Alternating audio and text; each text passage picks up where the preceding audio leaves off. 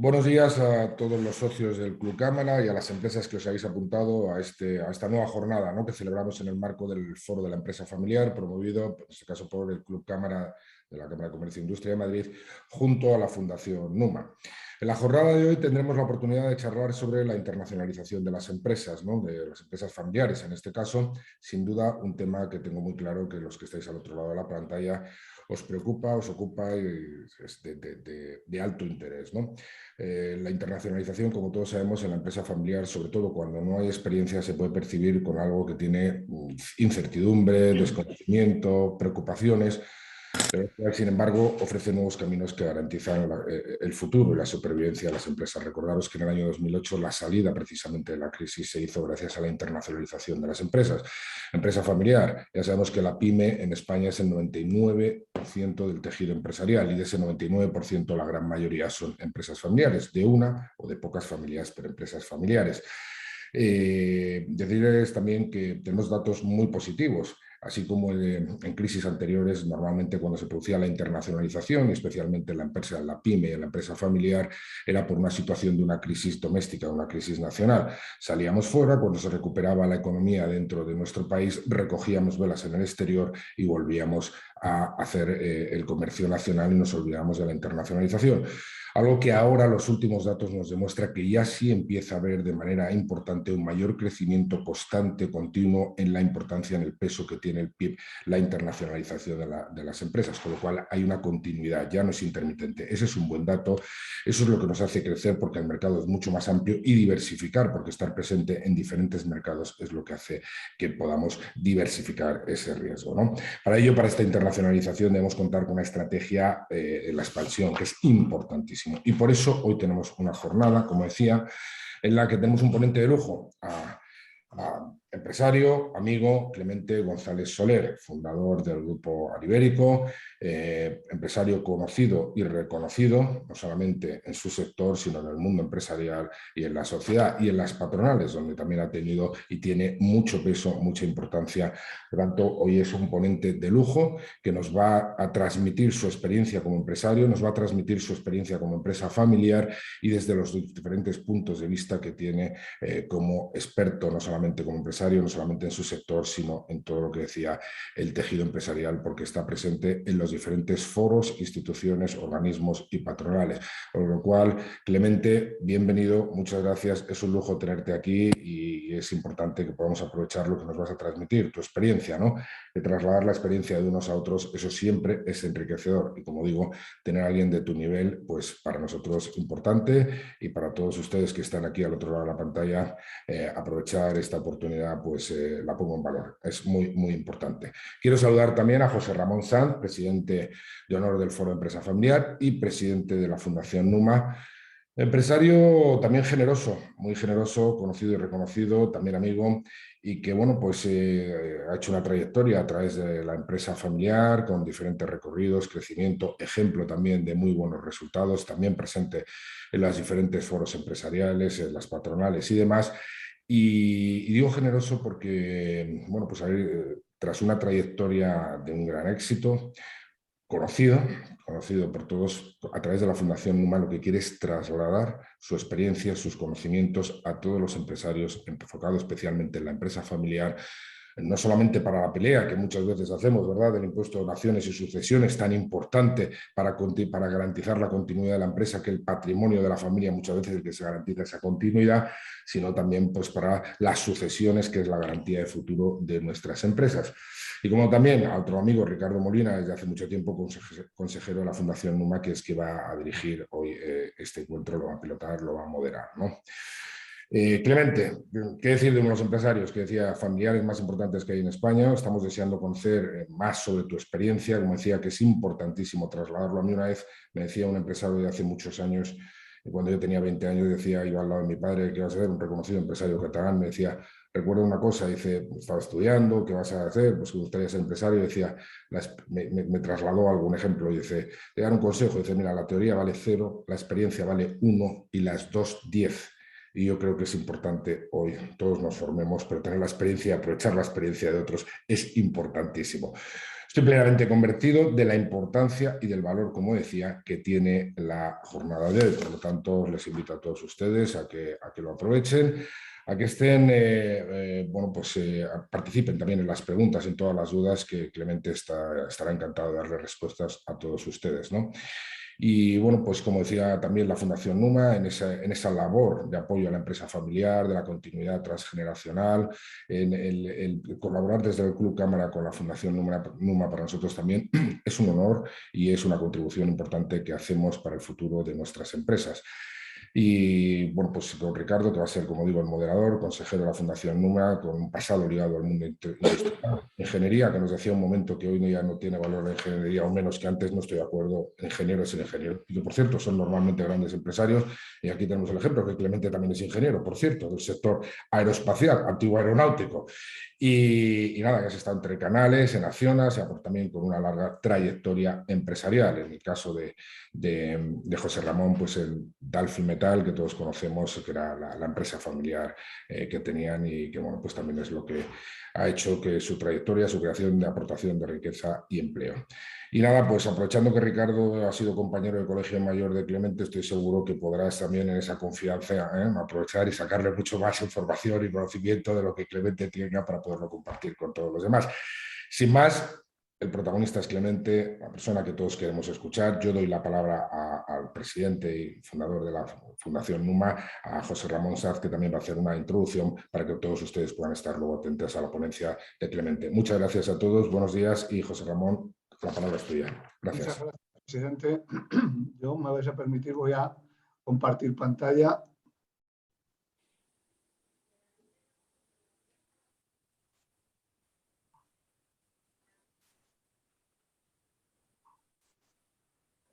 Bueno. Bien, yo creo que después de la introducción de Ángel, a mí me resuelve muchos problemas y seré mucho más breve. Yo creo que, como os habéis podido dar cuenta, Ángel y yo nos conocemos hace mucho tiempo, coincidimos en muchas cosas y los dos somos empresarios familiares. Mi familia está en cuarta generación, dado que mis hijos están en primera línea, y yo, pues ya simplemente, como en mi familia el que no trabaja no come, pues hago lo que puedo y me divierto mucho más que antes, puesto que mi trabajo es mucho más relajado que en anteriores momentos. ¿Qué voy a deciros? Pues lo primero que tengo que decirles a ustedes es buenos días y felicitarles.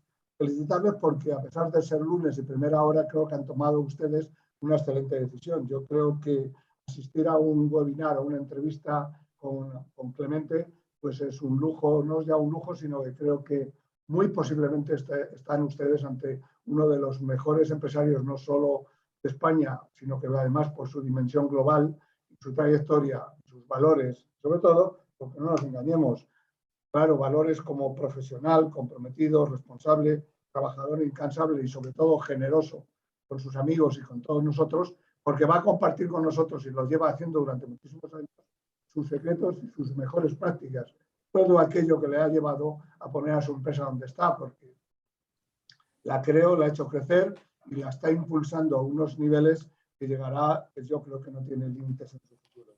Y bueno, también darle las gracias a la Cámara de Comercio y al equipo de la Fundación Numa, pues porque han hecho un excelente trabajo.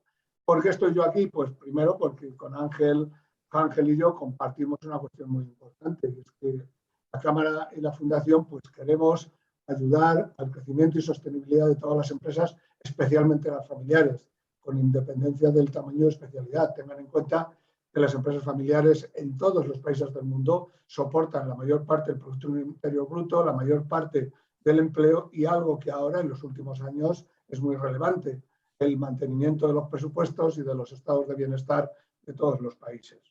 Y por tanto, pues era natural que la Fundación Numa y el Club Cámara pues creara este foro, que no es ni más ni menos un lugar de encuentro privilegiado para familias empresarias, profesionales y todos aquellos que hacen posible que las empresas y sobre todo las empresas familiares crezcan y perduren a través de generaciones. Nosotros, la Fundación, pues nuestro propósito es simplemente ayudar a las familias empresarias, como pues orientándoles cómo deben pensar, cómo deben analizar la realidad, pero atención, nosotros no queremos decirle lo que tienen que pensar. Son decisiones, son su vida, son su familia, son su empresa, es su destino y por tanto es su decisión. ¿Cómo vemos nosotros las empresas familiares? Pues la vemos, la empresa es la unidad de colaboración entre la familia, los accionistas, los profesionales de la empresa y todos los stakeholders, todos aquellos que lo hacen posible, pero en realidad nosotros nos enfocamos para nuestros estudios y nuestro trabajo en una visión de 360 grados, considerando el negocio como el portfolio del patrimonio, como el portfolio de actividades empresariales y activos de todos sus miembros, porque todos son importantes por sus interacciones, tanto de propiedad individual como colectiva. Y consideramos que cada día esto es más real, la continuidad del legado patrimonial familiar siempre es un reto, por los múltiples y diferentes retos que hay que superar, pero que cada vez hay más familias que lo consiguen y se ponen a ello. ¿Qué hacemos? Pues innovar, estudiar y divulgar el conocimiento y mejores prácticas en la gestión de la continuidad del legado patrimonial familiar. Bien, hemos hablado de legado y entonces, pues ahora ¿qué es para nosotros el legado? Pues el legado para nosotros es todo aquello que queremos transmitir y que queremos conservar a través de generaciones. Por tanto, es nuestro patrimonio y nuestro negocio. Pero claro, entendiendo patrimonio y negocio como tal, como lo ven ustedes ahí. Para nosotros el negocio es el conjunto de actividades empresariales, con independencia del rol y del protagonismo que tenga la familia. Pueden ser el holding, donde tiene mayoría y la familia está involucrada en la gestión, pero también participaciones y todo tipo de inversiones que puedan generar riqueza, no solo para la familia, sino para toda la sociedad. El patrimonio, tal como lo entendemos nosotros, y por tanto consideramos que el patrimonio familiar representa el legado familiar, es, primero, sobre todo, el capital humano, que es el conjunto de características, de conocimientos, de historias, de sus principios y valores, todo aquello que diferencia a una familia de otra y que reúne todas aquellas capacidades y experiencias para generar riqueza. Y luego, por supuesto, el conjunto de activos compartidos y de activos individuales. Esto es porque la familia, en el fondo, es un lazo de conexión entre ambos y, por tanto, si se quiere establecer una estrategia a medio y largo plazo, deben tenerse en cuenta, respetando, por supuesto, las decisiones, pero consensuando también las estrategias a largo plazo. Y la marca familiar en el centro, ¿por qué?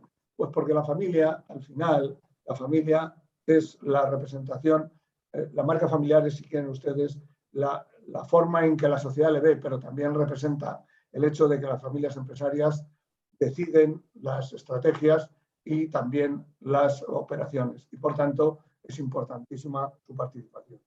¿Qué es para la familia empresaria? Bueno, pues hay que tener dos cosas en la familia empresaria. Primero, el negocio y la familia no son contradictorias, sino que forman un todo. Es su vida. Por tanto, unas veces posiblemente estén orientados al negocio y otras a la familia, pero son inseparables. Es como un yin yang.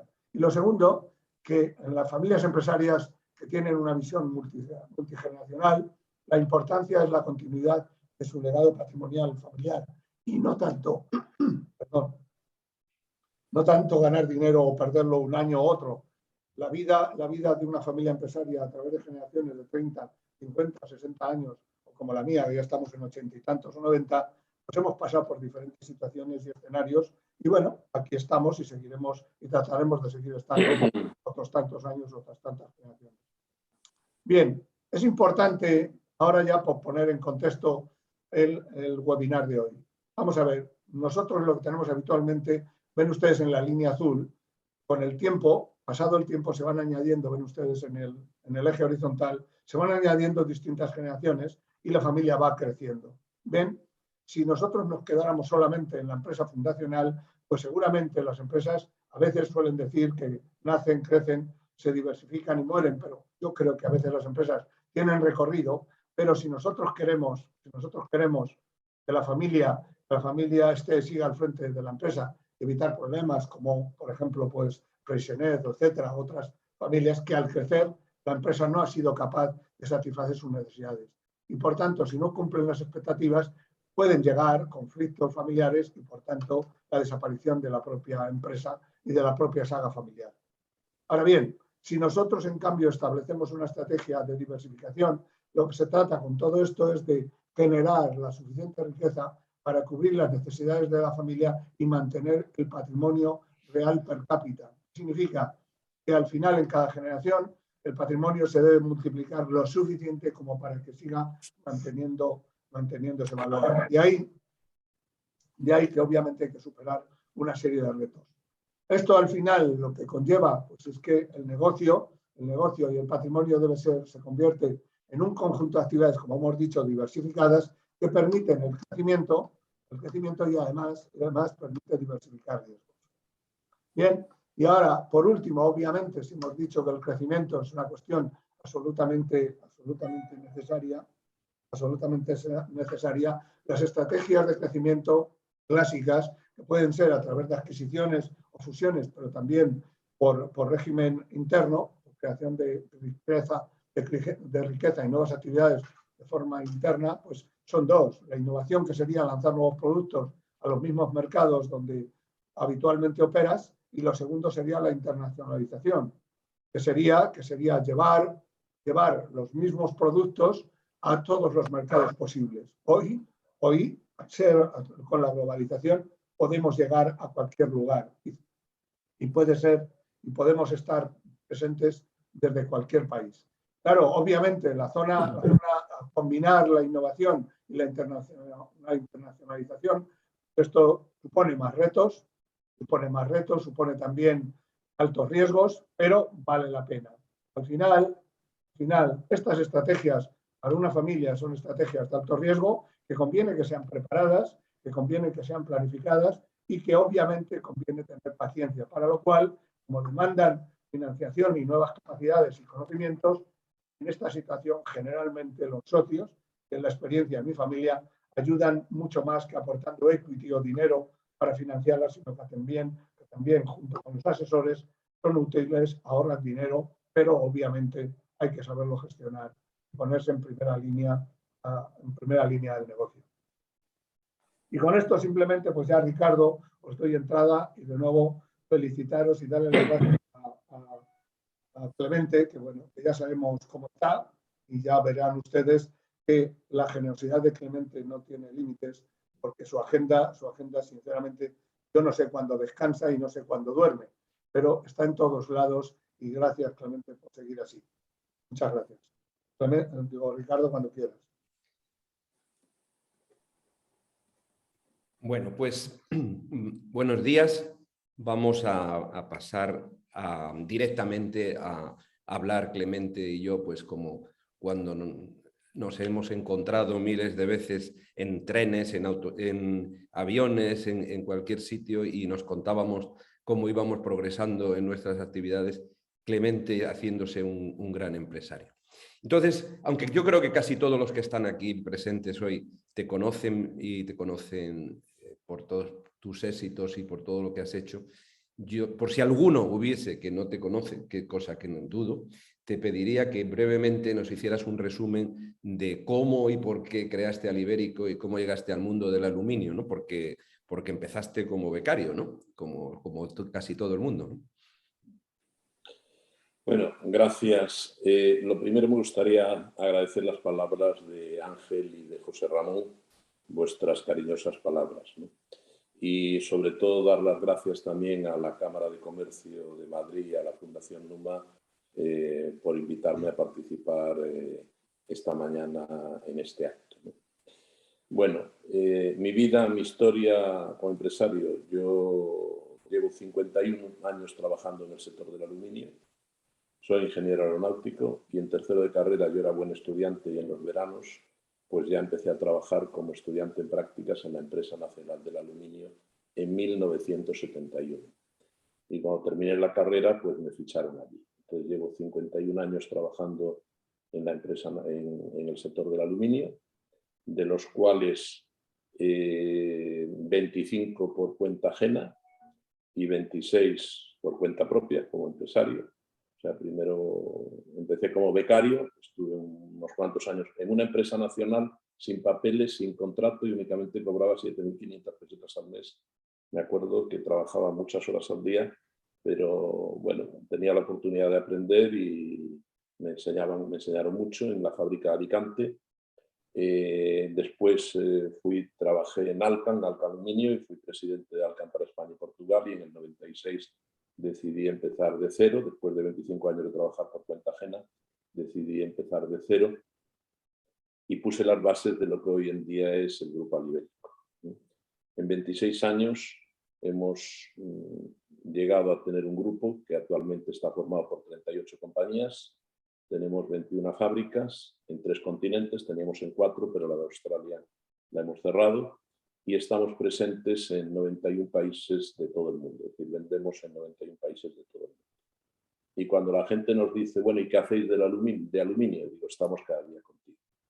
Somos una empresa muy diversificada en cuanto a productos y a segmentos de mercado y a geografía en nuestras ventas. Estamos en envase y embalaje, estamos en el transporte de masas, estamos en construcción y edificación, estamos en industria, estamos en aplicaciones técnicas, bueno, una gama muy amplia de sectores que nos han llegado a definir por parte de la Administración que Alibérico es somos un grupo industrial y tecnológico, pero sobre todo somos un grupo esencial y estratégico para España. ¿Por qué? Esencial porque hacemos algunas cosas que somos los únicos, como tenemos la única planta de laminación de hoja fina, de foil, de hoja fina de España, hacemos todo el aluminio para farmacia, el aluminio del paracetamol o del Plamoxil lo fabricamos nosotros, lo mismo que los del Ferrero Rocher, el amarillo es el envase amarillo de los bombones de Ferrero Rocher o de los huevos Kinder. Estamos en alimentación, en sectores esenciales para España. ¿Y por qué estratégicos? Porque tenemos una tecnología propia, la mayoría de nuestras fábricas tienen líneas de producción diseñadas y construidas por nosotros, únicas en el mundo, porque no dependemos tecnológicamente de nadie, somos totalmente autónomos en cuanto a tecnología. Y somos un grupo familiar, somos gente sencilla, muy trabajadora, con mucha ilusión y mucha pasión por lo que hacemos.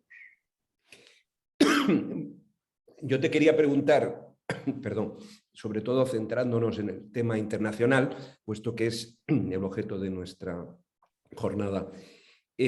Supongo que desde el principio, claro, tú que estabas 25 años trabajando por cuenta ajena en el mundo del aluminio con grandes monstruos, ¿no? Como puede ser Alcan o como puede ser incluso era la empresa nacional de aluminio, que esto era un mercado global, ¿no? Entonces, ¿cómo das el paso? ¿Cómo empiezas? ¿O empiezas desde el principio pensando en la internacionalización? ¿O cómo llegas a la idea de que hay que vender en el mundo porque en España pues da para lo que da, ¿no? Bueno, yo en 1980, yo era jefe de ingeniería de la fábrica de la Empresa Nacional del Aluminio de la fábrica de Alicante, y me nombraron después jefe de ventas y de marketing y después director comercial.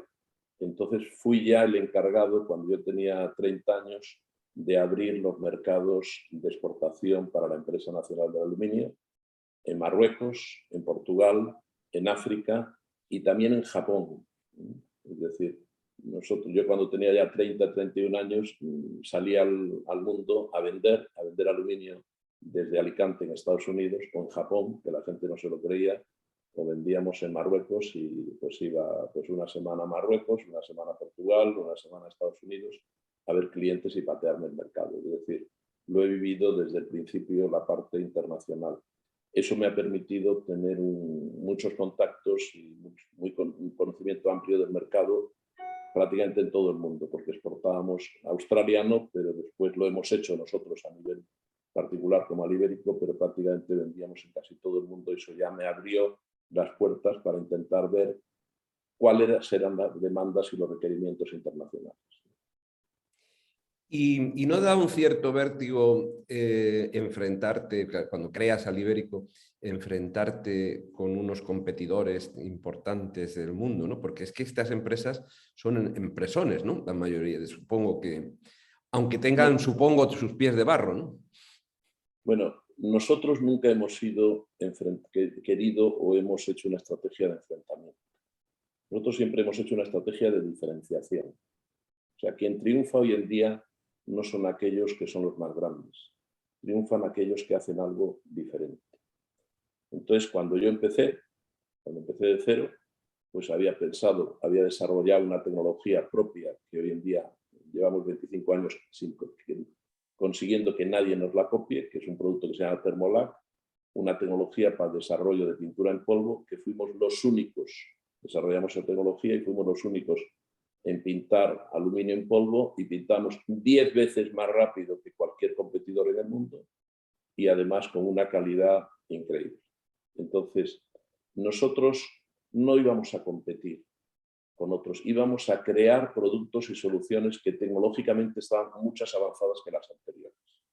Y directamente la competitividad te la daba el producto y la tecnología. O sea, no íbamos a tirar el precio, íbamos a crear un producto, una nueva generación de productos que tuviera unas características distintas y mejores a los que había. O sea, nuestro arma siempre ha sido estar en sectores donde las barreras de entrada fueran tecnológicas, no fuera un tema de volumen ni un tema de precio. No sé si me explico. Sí, te explicas perfectamente. Yo creo que es... Porque lo que pretendemos precisamente en estas reuniones del foro es eso, es ver qué hacen los mejores, ¿no? Entonces ya hemos visto algunos casos, además del tuyo, de gente que ha hecho eso. Y eso funciona. Y además, si aciertas con hacer lo que el cliente necesita, entonces claro, es un éxito. O sea, es encontrar algo que hace falta y que nadie está dando, ¿no? Y a partir de ahí eso funciona de tacada, ¿no? Ahí está la componente de la innovación. Yo soy una persona, me decía un día un amigo mío que soy muy curioso, pero curioso llevado a la parte empresarial de la innovación, ¿no? Nosotros tenemos una vocación, no yo, sino toda la plantilla, todo el equipo humano de Alibérico, tiene una orientación muy clara a la innovación. La innovación para mí es una actitud de toda la plantilla, a todos los niveles. Y cuando la gente pregunta, ¿y cuánta gente tiene ese departamento de innovación? Digo, toda, porque todo el mundo piensa en innovación, todo el mundo. Entonces, la innovación para nosotros y la internacionalización han sido dos claves que en el año 2010, cuando vino la crisis, pues alguien lo ha dicho, me parece que ha sido José Ramón, que ha hablado de innovación y de internacionalización, ¿no? Nosotros crecimos mucho entre el año 1996, cuando creamos Alibérico, y el 2008, que vino la crisis. Empezamos a crecer, cada año crecíamos un montón, era una locura, y de repente vino la crisis y tuvimos que cerrar 4 fábricas en España. Bueno, aquello fue de una manera ordenada, las cerramos, las paramos, ¿no? Aquello fue muy duro, muy duro. Y estuvimos 2 años llorando. Yo soy gallego, los gallegos dicen que lloramos mucho, y me acuerdo que me hicieron una entrevista en Expansión, que salió en la contraportada de Expansión, y el título ponía, ya está bien de llorar, hay futuro. Ya está bien de llorar, hay futuro. Y el futuro pasa por la innovación y la internacionalización.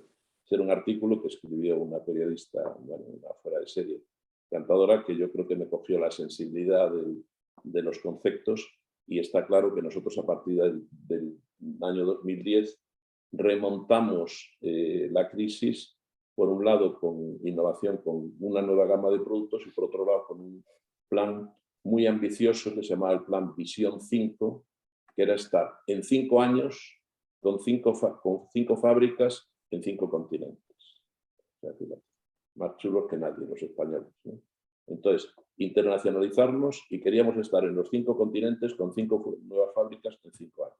Y lo hiciste, ¿no? Bueno, lo conseguimos casi todo porque fracasamos en Asia. O sea, montamos 4 fábricas, teníamos ya España, pero nos montamos en África, en Marruecos, nos montamos en América del Norte, en Estados Unidos, en América del Sur, en Brasil, y nos montamos en Australia. Y nos falló Asia, que habíamos negociado una compra con una empresa del gobierno chino, y también nos falló otra compra que ya teníamos justo el día antes de enviar el dinero, ya teníamos negociado, pero al final se echaron para atrás los indios. O sea, nos falló Asia, pero los otros 4 países nos montamos, ya digo, en 5 años, en 4 países, 4 fábricas. Sí.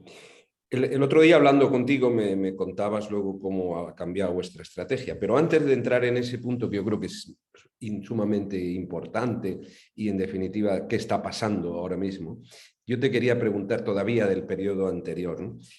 Porque es la famosa moda esta de la deslocalización, ¿no? Cuando muchísimas empresas del mundo occidental, decidieron irse a Asia o irse a África a fabricar, porque claro, los costos eran... Y esto produjo además, y en el caso de nuestro país, pues una cierta desindustrialización, ¿no? Que yo creo que se ha sufrido en casi todos los sectores. O sea, acordándome de antes cuando hablaba Ángel, ayer veíamos en televisión que explicaban la necesidad que tienen de gente que sepa coser, por ejemplo, ¿no? Porque resulta que se ha producido un fenómeno que es que muchísimas fabricantes de ese sector pues se trasladaron a fabricar en Marruecos, a fabricar tal, y aquí una industria que había importante prácticamente ha desaparecido y así sucesivamente. ¿Cómo ves todo ese fenómeno de la deslocalización? Que yo creo que al día de hoy pensamos todos que, bueno, pues ha sido un error, ¿no? O ha sido, bueno, en aquel momento era lo adecuado, seguramente. Bueno, deslocalización habría que centrar en la industria. En la industria, sí. Porque el problema es que España ha llegado a tener el 32% de su Producto Interior Bruto en industria. Hoy, en el año 2020, estamos en el 11%, sin energía. La industria sin energía, porque son casi 3 puntos de energía, ha perdido más de 20 puntos en estos últimos años. Eso es triste. Cuando nosotros teníamos un 13%, 12,5% sin energía y teníamos un objetivo europeo de pasar al 20%, al revés. En el último año hemos bajado un punto en el PIB. Eso es malo. ¿Y por qué es malo? Porque la industria es la que da el 79% del empleo fijo en España está en la industria. El 69%, cerca del 70% de las exportaciones se hacen en la industria. La mayor parte del I+D se genera en la industria. La industria tiene un empleo mucho más estable, pero sobre todo mejor remunerado que cualquier otro sector. Y no hemos cuidado la industria, no la hemos apoyado la industria, ¿sí? Entonces, eso ha traído, como bien dices, una deslocalización de muchos sectores que se han ido a otro sitio porque decían que era más barato. Yo creo que eso va a cambiar.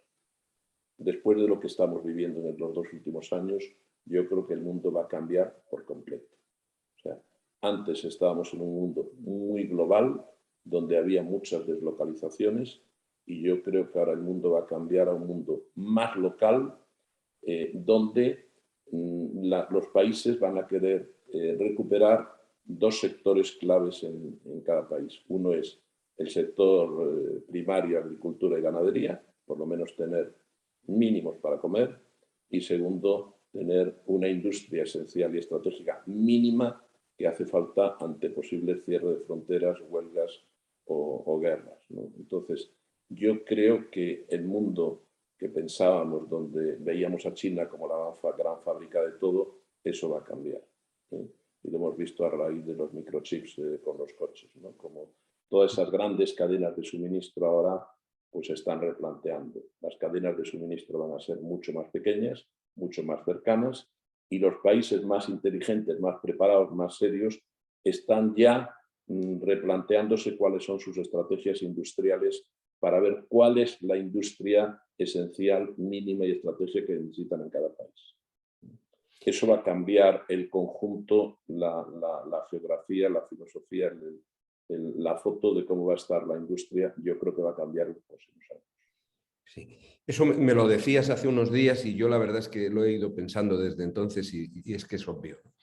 Yo te quería preguntar, pero claro, eso al mismo tiempo que sin embargo vendes en el mundo entero.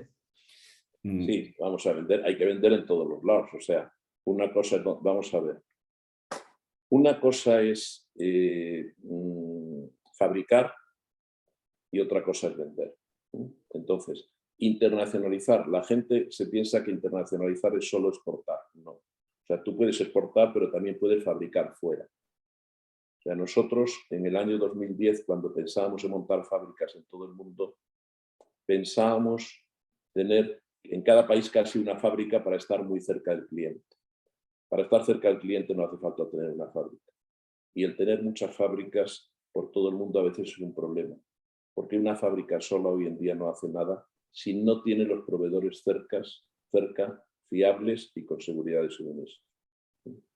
Entonces, nosotros hemos cambiado y hemos decidido fabricar al máximo y concentrar todas nuestras inversiones industriales en España y vender en todo el mundo. O sea, vender en todo el mundo es un tema, bueno, pues de contactos con clientes, de logística, que por cierto tiene muchos problemas en estos momentos a nivel mundial por la logística, digamos, marítima, lo que está pasando con los precios de los fletes y la disponibilidad de contenedores, pero también en Europa con la logística del transporte por carretera. En Europa y en España menos, pero en Europa hay un poco de transporte por ferrocarril, por ahora aumentará, pero el transporte por carretera tiene problemas, pues no sé, en estos momentos en Europa faltan 100.000 conductores, o sea, hay camiones, pero no hay conductores, ¿no? Entonces, esto va a cambiar. Yo creo que el mundo va a experimentar un cambio grande en lo que hablábamos de esa situación de un mundo global a un mundo cada vez más local respecto a la parte de la industria y del consumo. Sí, yo estoy completamente de acuerdo con lo que tú dices y yo creo que además esto es una gran noticia para España, ¿no? Y una gran noticia para, supongo, la gente que nos escucha. O sea, es posible fabricar en España y vender fuera y podemos ser absolutamente competitivos. Pero bueno, yo te lo pregunto, ¿podemos ser competitivos? Vamos a ver, yo creo que España es un gran país, mucho mejor de lo que pensamos la mayoría de los españoles, ¿no? Es un gran país, pero sobre todo tiene grandes trabajadores, grandes directivos, grandes empresarios y grandes empresas. Yo no he encontrado un nivel de productividad, fijaros la afirmación que voy a decir, como en España. O sea, a mí me ha animado en los últimos años, en los últimos 2 años, nosotros hemos montado, creado, construido 3 nuevas fábricas en España y hemos comprado 4 nuevas empresas industriales en España. Y solo en España hemos decidido centrar nuestras inversiones en España, porque creemos que este país en su conjunto tiene una serie de ventajas competitivas con respecto a otros países que nosotros estamos viendo y que siempre pensábamos que mejor, porque tienen distintos tipos de problemática cada uno. Nosotros teníamos una fábrica en Australia, de las 80 empresas españolas que hay en España, la única con fábrica de manufacturing éramos nosotros. Pero es que en Australia han cerrado las últimas 4 fábricas de automóviles y nosotros hemos tenido que cerrar nuestra fábrica de allí por una serie de problemas locales, ¿no? Pero yo diría, España es un gran país para invertir, para producir y desde España para exportar a todo el mundo. Bueno, yo ahora vamos pensando en los que nos están escuchando y pensando en la gente que verá este vídeo, porque lo bueno de esto es que el número de personas que pueden llegar es mucho mayor de las que hoy están presentes. Esto que habéis hecho vosotros es replicable, se requieren unas características, hay que tener un Clemente al frente de una empresa para hacer esto, o esto está al alcance del empresario medio. Vamos a ver, yo diría... Una pregunta un poco, perdona que se... pero no te entiendo por dónde va. Pero, Ricardo, lo que primero tú tienes que ser es muy bueno en lo que haces, el mejor. O sea, lo primero es que tú, en tu oficio, en tu profesión, tienes que ser el mejor. Y eso no es fácil hoy en día, ¿eh? Pero primero tienes que intentar ser el mejor. Segundo, tienes que tener una gama de productos. Nosotros tenemos una gama de productos, todos con marca ligada a imagen de calidad, de seriedad, de servicio. Productos con marca. Después tenemos una orientación muy clave, muy clara al cliente. O sea, nuestra razón de ser, nuestro primer objetivo es el cliente y estar muy cerca del cliente las 24 horas del día. ¿Y qué es lo más importante que tenemos además de nuestra tecnología propia? Tenemos personas alineadas en objetivos y en valores. Cuando tú consigues tener toda una plantilla formada, preparada y alineada en los objetivos muy claros que tú quieres conseguir, que todo el mundo sabe dónde quieres estar dentro de 5 años y qué es lo que vamos a hacer, y en valores del esfuerzo, del trabajo, del compromiso, de la ilusión, de la pasión, de la responsabilidad, de todas esas cosas, te comes el mundo. O sea, nuestro secreto Nosotros no somos más inteligentes que otros, pero hacemos muchas pequeñas cosas cada día mejor que la competencia. Desde coger el teléfono cuando llama un cliente. O sea, pequeñas cosas que marcan la diferencia. Y lo que te decía antes, que hoy el que triunfa no es el más grande, es aquel que hace algo diferente. No algo extravagante, no algo raro, no. Algo normal, pero algo diferente. Y nosotros hemos hecho productos y servicios diferentes. Nosotros competimos, hemos montado una fábrica en Alicante que se llama Redbone Composites y competimos con los chinos. El mercado de señalización de imagen corporativa, de paneles para imagen corporativa, impresión digital y señalización en Europa era de los chinos. Nosotros montamos una fábrica en Alicante para competir con los chinos. ¿Qué pasa? Tenemos igualdad de precio, pero nosotros entregamos en una semana en cualquier parte de Europa, a medida en cualquier color, y los chinos tardan 2 meses. Y ahora quizás 3. Entonces, ¿qué tenemos? El producto y el servicio. Entonces, bueno, se trata de hacer algo diferente. Por ejemplo, ligado a la parte de innovación. Nosotros, cuando empezó la pandemia, a raíz del hospital de IFEMA y del Zendal, sacamos una serie de conclusiones, hemos apostado mucho por el sector sanitario y hemos diseñado y hemos empezado a fabricar y ya vendemos quirófanos modulares. Estamos desbordados de pedidos haciendo quirófanos modulares para hospitales que en España tienen una media de 45 años. Bueno, pues eso se llama innovación, eso se llama tecnología y eso se llama pues estar mirando a ver por dónde viene el tema. Pero ¿tú te crees que con una tecnología sanitaria la media de los hospitales españoles es de 45 años? Pues no tiene mucho sentido, ¿no? Cuando antes la media era de 42 metros cuadrados por quirófano y ahora necesitan entre 60 y 70 metros porque operan con una resonancia magnética, con unos rayos X metidos dentro del quirófano.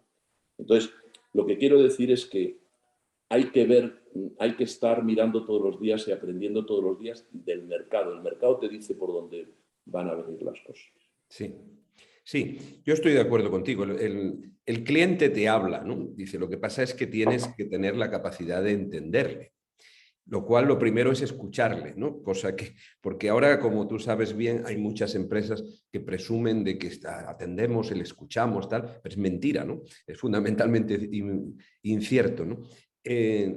Vosotros habéis desarrollado, yo creo que, pensando un poco en la gente que nos escucha, claro, tú tienes una gran ventaja, tuviste una experiencia previa en la que estuviste trabajando por cuenta ajena en empresas grandes, que sin duda no cabe ninguna duda que eso te da acceso a conocimiento, a mercados y tal, y luego ya con tu propia empresa, en los otros 26 años, pues has estado atendiendo directamente a tus clientes, ¿no? ¿Tú crees que porque me gustaría hablar un poco también de la formación, ¿no? ¿Cómo formamos a la gente? Que yo creo que tú y yo pensamos, o yo te he oído decirlo, que normalmente la formación que se ofrece no tiene que ver mucho con las necesidades, ¿no? ¿Cómo debemos formar a la gente? ¿Cuál es? Vamos a ver, primero hay un concepto que yo cuando contratamos a la gente siempre le digo, quiero gente que tenga hambre de aprender.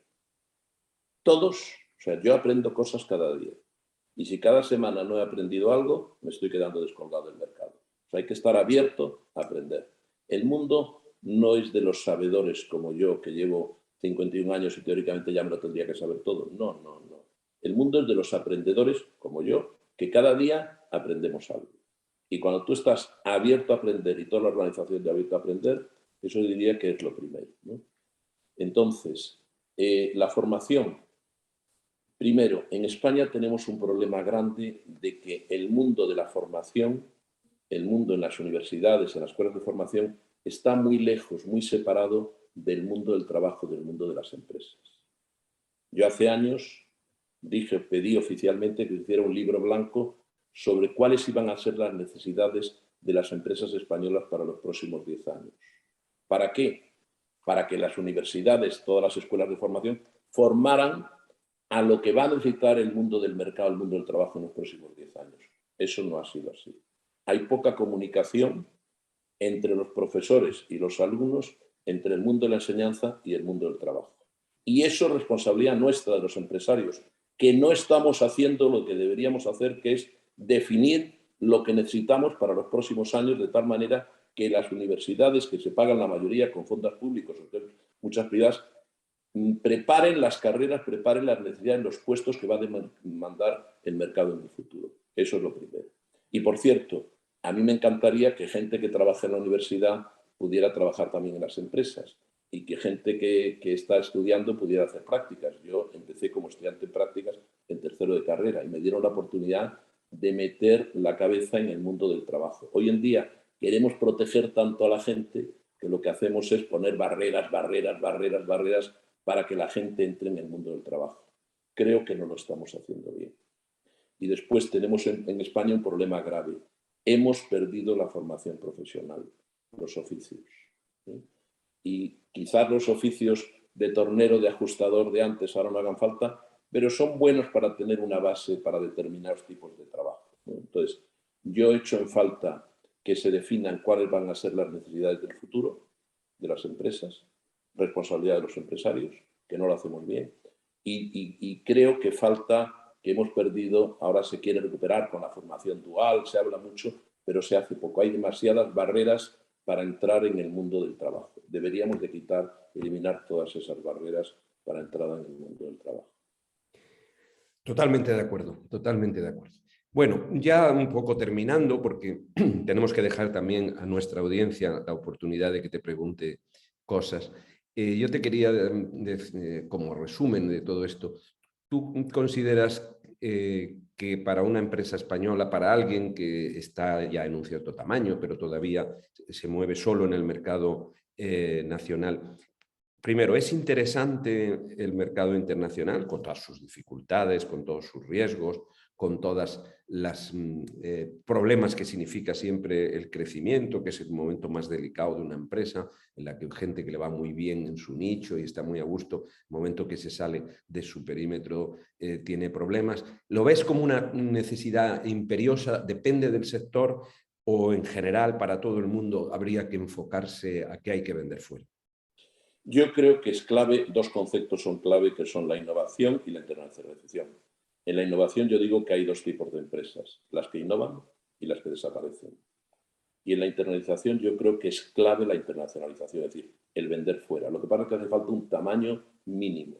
El problema que tenemos en España es que el tamaño medio de la empresa española es de 4,7 trabajadores por empresa, cuando la media de Alemania está cerca de 13 o de Francia está en 12. Es decir, tendríamos que aumentar el tamaño de nuestras empresas para que puedan ser más activas en el mundo de la innovación y la internacionalización. Pero creo que es clave estar en el mundo de la internacionalización. Es clave salir fuera. Os voy a contar un detalle en nuestra empresa, hace años ya que hemos decidido que tenemos solo dos tipos de personas. Las que venden y las que ayudan a vender. Todas o están en un sitio o en otro, o venden o ayudan a vender. Y yo soy el primer comercial. Yo me he pateado todo Estados Unidos cuando montamos la fábrica de Estados Unidos. Yo me recorrí, iba una semana al mes a ver pues 10, 12, 14 clientes cada semana en Estados Unidos. Y me acuerdo un día en Salt Lake City, en la capital de Utah, que había un cliente muy importante, el mayor facharista, que fui a verlo por la mañana, estuve toda la mañana y al final de explicarle todas nuestras ventajas y por qué tenía que comprarnos a nosotros, me dice, espere, pero usted vive en Nueva York. Digo, no, yo vivo en Madrid, no vivo en Nueva York. Pero usted, pero no es americano, usted es español, sí, es español. Pero usted es el presidente de la compañía, sí, soy el presidente de la compañía. Pero además usted es accionista. Digo, sí, soy el dueño de la compañía. Y dice, no lo entiendo. Y me dice el tío, y le digo, ¿qué es lo que no entiende? Y digo, pues no entiendo que usted es el dueño de la compañía, es el presidente, vive en Madrid y viene aquí a verme a Salt Lake City cuando solo ha venido una vez en los últimos 30 años un jefe de ventas de Alcoa. Yo soy cliente de Alcoa, le compro solo Alcoa y usted nunca le he comprado nada, es español, vive en Madrid, es el presidente de este grupo y viene a verme aquí y lleva toda la mañana hablando conmigo. Salí con un contrato de $300,000 debajo del brazo para hacer las fachadas del aeropuerto, que son nuestros, el material de Salt Lake City en Utah. O sea, hay que patearse el mercado, hay que estar fuera, o sea, que no es todo tan difícil. Ahí el tío me decía, oiga, ¿y por qué viene? Y digo, porque mi gente lleva aquí viniendo 2 meses y no, usted no le hace caso, no le compra y vengo yo a ver, yo solo voy a ver a los clientes que no nos compran. Por cierto, yo cuando visito a clientes solo voy a ver a aquellos que no nos compran, a los que hay problemas, no a los que nos compran, porque si me llevan a los que nos compran, lo que me hacen es bajarles el precio. Entonces yo voy a los que no nos compran. Perdón por el rollo, pero No, es un hombre, por ejemplo Dios. de lo importante que es estar fuera, que hay que trabajarlo, hay que patearlo, los mercados hay que conocerlo. Hoy en día está la ventaja de Internet. Hace años íbamos quitando las hojas amarillas de los blogs, de los chismes de teléfono de los hoteles para ver posibles clientes en cada zona cuando viajamos por todo el mundo hace pues 30, 40 años, ¿no? Hoy en día con Internet es una maravilla, pones quiero ver esto, tal, y te sale todo ahí, ¿no? Sí, sí. Fantástico. La verdad es que yo creo que es un montón, nos has dicho un montón de cosas que son interesantísimas y que pueden ser de mucha utilidad y que nuestra audiencia pues seguro que está valorando. Yo solo por terminar y por esto que decimos que siempre estamos buscando dentro de estos ciclos que hacemos de conversaciones como esta, las mejores experiencias y lo que más ha enseñado. Yo te quería preguntar a modo de colofón, ¿cuál ha sido a tu juicio, la mejor decisión que habéis tomado y la peor? Porque a veces se aprende mucho más todavía de las peores, ¿no? No sé si lo compartes. Si es que se puede decir en una y una. Pues de la peor ya no me acuerdo, porque yo intento olvidarme de las cosas malas y centrarme en las cosas buenas. Y de las cosas buenas, bueno, pues la decisión, la última que hemos tomado, que habéis visto que hemos comprado hace unos días, entrar en el sector de la materia prima, de la producción de aluminio, de la parte de reciclado del aluminio secundario, lo que llaman el aluminio verde, ¿no? O sea, en un mundo donde pensábamos siempre que cuanto más tecnología, más valor añadido está el producto, es donde hay que apostar y donde hay que invertir. Sin embargo, nos hemos dado cuenta en estos 2 últimos años la decisión de invertir aguas arriba en materia prima en los orígenes, en un mundo que cada vez la problemática de las materias primas va a ser más complicado desde el punto de vista de mayor escasez y de precios más caros. Entonces, yo diría que la última decisión que hemos tomado de invertir comprando el segundo fabricante español de fundición y reciclado del aluminio, que se llama Idalsa, una fábrica de Zaragoza, ha sido de las mejores decisiones que hemos tomado, ¿no? Quizás porque la tengo más reciente, ¿no? Pero bueno, nos hemos equivocado muchas veces, ¿eh? Nos equivocamos montones de veces. ¿Qué nos hemos equivocado? Por ejemplo, cuando hemos patentado, hemos desarrollado, hemos gastado muchísimo dinero, pero no hemos sacado jugo a fabricar espuma de aluminio, ¿eh? Entonces, ¿nos hemos equivocado? Sí, porque no hemos sacado todavía ningún producto. Hemos gastado mucho dinero y llevamos 12 años.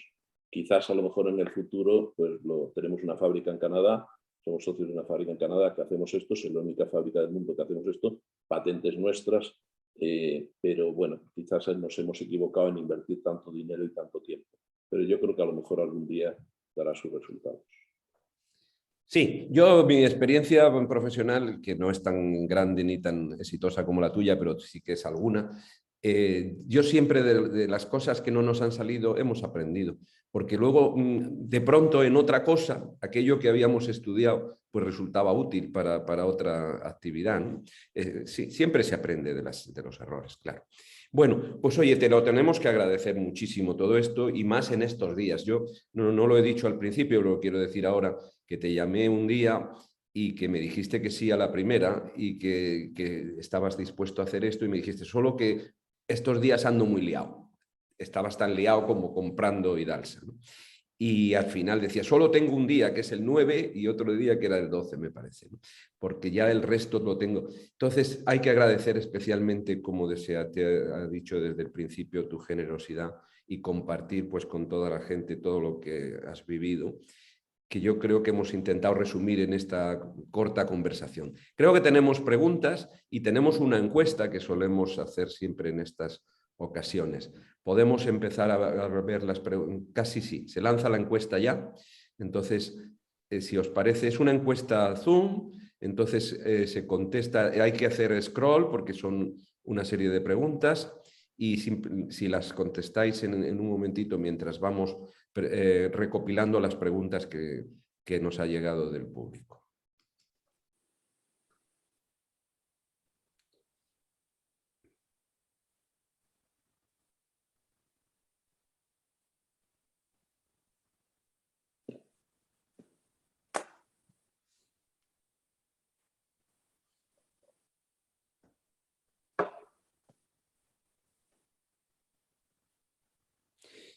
Bueno, hay uno primero que nos dice que se siente apabullado por el éxito y dice que deberíamos de traer también a estos coloquios a empresarios que no sean tan importantes, ¿no?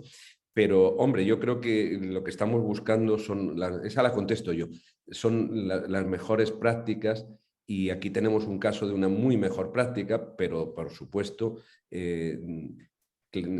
Alibérico empezó siendo una empresa pequeñita. O sea, yo creo que se llega a todos, incluso las grandes empresas españolas, las más grandes, las del IBEX y las multinacionales, casi todas ellas, empezando por Telefónica, empezaron siendo una empresa pequeñita, ¿no? O sea, lo difícil de esto es el crecer y no morir en el intento, porque el crecimiento es uno de los momentos delicados, ¿no?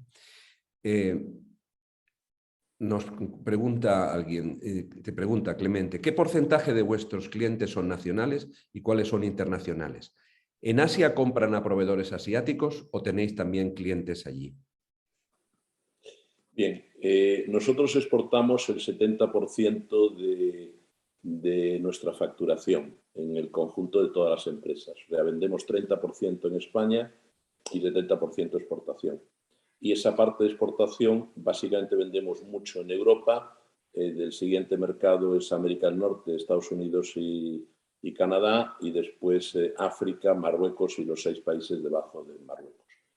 También, contestando a la segunda pregunta, también vendemos algo en Asia, vendemos en Corea, bueno, vendemos en Oceanía, en Australia, porque hemos tenido fábricas en Australia y Nueva Zelanda, y en Asia vendemos en China. En China vendemos 2 cosas, vendemos envases de aluminio para postres a una multinacional francesa y vendemos también paneles para fachadas de muy alta calidad. Cuando han hecho unos edificios muy singulares en los últimos años, hemos vendido en competencia con los mayores fabricantes del mundo en volumen, que son los chinos. Hemos vendido allí, es decir, el sector de edificación y el sector de envase y embalaje. En Asia vendemos, ya he dicho, en Corea, vendemos en Indonesia, vendemos algo en Japón, un poco, pero Indonesia es otro mercado muy importante para nosotros. Y en la India muy poco, casi residual. Otra persona nos pregunta, dice, ¿qué consejo le darías a una empresa familiar que esté pensando en acometer un proyecto de internacionalización en el momento actual? Uy, le daría muchos, ¿no? Para empezar, ¿no? Lo primero, que hay que conocer el mercado. O sea, una cosa es exportar fuera, o sea, vender productos fuera, y otra cosa montarse allí, ¿no? Entonces, primero hay que vender fuera, tendrá que buscarse a lo mejor un distribuidor, un representante, a lo mejor el mercado crece mucho y tiene que montar una oficina comercial propia, pero sobre todo entender cuál es la normativa en cada país desde el punto de vista de legal, de mercantil, de transporte, es decir, son muy distintos. Pensamos que fuera es como en España y no. O sea, yo diría que hay que conocer el entorno bien para ver, para no tener problemas después. Hay que conocer no solo los clientes, sino el entorno legal, jurídico, de transportes, de seguros, de fiabilidad, de cara a posibles reclamaciones. Hay que conocerlo bien. Otra persona nos pregunta que cómo se consigue ese milagro de tener una plantilla tan comprometida como la que tú tienes. Pues a la gente hay que cuidarla, a la gente hay que quererla, a la gente hay que enseñarla, a la gente hay que promocionarla. Nosotros somos un grupo que crecemos mucho, entonces tenemos una política de promoción interna y la gente sabe que si tiene hambre de aprender, de crecer, de asumir responsabilidades, tiene mucho recorrido profesional dentro de la casa por las posibilidades que tenemos de crecer. Yo conozco a todos y cada uno de nuestros empleados. Antes no sabía los nombres de memoria, ahora no, pero yo cuando voy a las fábricas, y voy con mucha frecuencia, no voy a un despacho, lo primero que voy es a las fábricas a saludar de cada uno de los empleados. Las personas, y es una frase que habréis oído muchas veces, es el activo más importante, pero en nuestro caso es una realidad. Las personas alineadas, como he dicho, en objetivos y valores, y que lo hagan con ilusión, con sentido, con orgullo de pertenencia a la empresa, pero sobre todo con la posibilidad que tienen de poder crecer, aprender y promocionar. Pues me parece que no tenemos más preguntas. Creo que la encuesta está ya contestada, ¿no? Con lo cual me parece que ya podríamos pasar a la clausura que creo que la vas a hacer, Javier, tú. Sí, gracias Ricardo por conducir esta magnífica sesión. Gracias Clemente González Soler, presidente de Alibérico, pues por compartir estas experiencias, esta visión, con estos casos de éxito que tanto valor aporta a todos, ¿no? José Ramón Sanz, presidente de Fundación Numa, amigo, gracias por tus aportaciones también, por tu apoyo constante al Club Cámara y por estar siempre impulsando y empujando, ¿no?, todas estas iniciativas de ayuda a la empresa familiar. Ángel Asensio, presidente de la Cámara de Comercio, omnipresente en todas las actividades que realizamos, apoyando e impulsando todas estas iniciativas y que de hecho ha tenido que salir corriendo porque tenía otro evento ahora y nos pedía que le excusásemos por ello. A todos los participantes también, gracias por compartir este rato con nosotros. Estos eventos y los casos de éxito que nos cuentan pues, sus protagonistas nos ayudan a entender, a abrir los ojos y tratar de mejorar la forma de hacer las cosas, ¿no? Es un impulso y una visión que desde luego desde la Cámara agradecemos muchísimo. Para todos los que todavía no sois socios, os invito a que visitéis nuestra web para conocernos y para que os pongáis en contacto con nosotros y os podamos contar con mayor detalle cómo os podemos ayudar. Hacemos muchos eventos de este tipo, muchas actividades de networking y en general escuchamos todas las necesidades que puedan tener los socios para tratar de adaptarnos y acoplarnos. Nada más, agradeceros a todos una vez más vuestra asistencia, vuestra participación, sobre todo los ponentes, y os esperamos en las próximas ediciones, ¿eh? Así que nada más, muy buenos días a todos y arrancamos la semana con fuerza. Gracias. Gracias. Gracias a todos, gracias a todos. Clemente. Gracias. Hasta pronto. Hasta pronto.